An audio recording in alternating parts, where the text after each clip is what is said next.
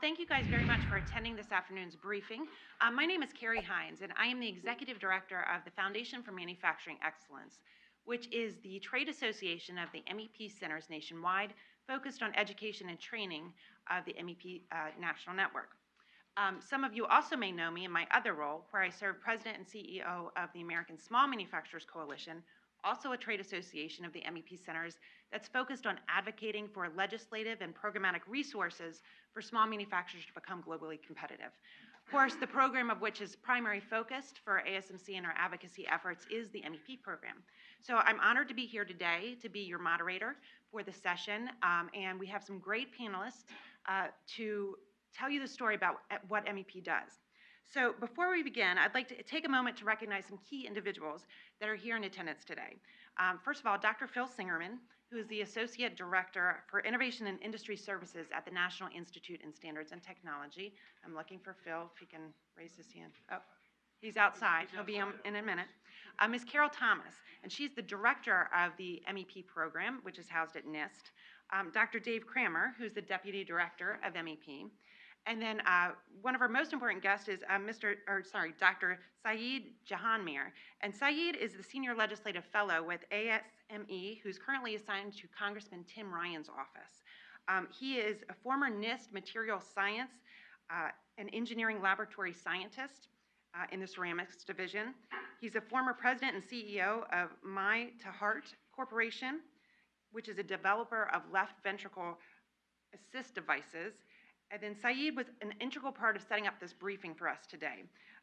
We thank him for that opportunity to be able to tell you the story about what the Manufacturing Extension Partnership does nationally and, of course, locally, and some of the areas in which we'll be showing you today with centers that we have invited here to attend.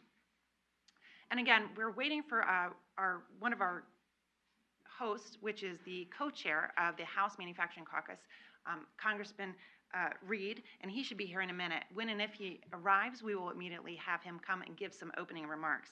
And we also want to recognize Congressman Tim Ryan for also being the co-chair of the House Manufacturing Caucus as well. So thank you again for the opportunity to be here today and tell you a little about the MEP program.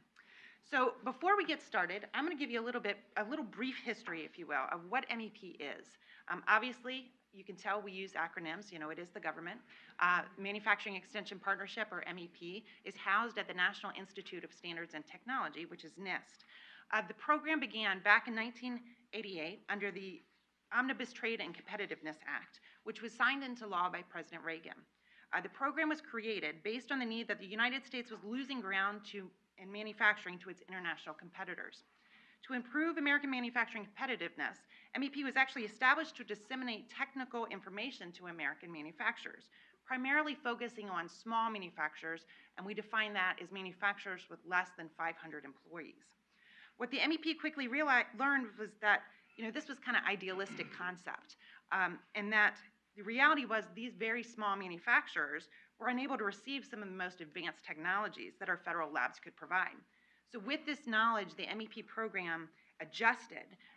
With the global competition intensifying, the MEP program adapted to quickly provide services that would most significantly impact its small manufacturing clients and allow them to compete globally.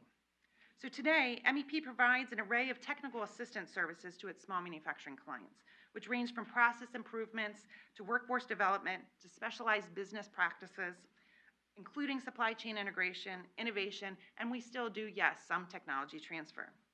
The MEP provides these individualized services through a variety of nonprofit centers across the country, each of which integrate a variety of partnerships, including state, university, community colleges, and local nonprofit organizations, as well as in-house technical experts.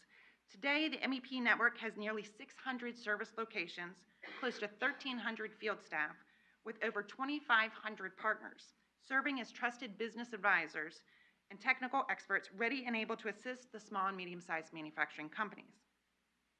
The small and medium-sized manufacturing clients also have to pay for these services. They have a role in this public-private partnership as well. Not only do they receive the benefit of the services in which they receive, but quite literally, they are invested in their own success. The recently enacted American Competitiveness and Innovation Act, which Congress passed unanimously, requires MEP centers to provide 50% of its operating expenses by non-federal sources.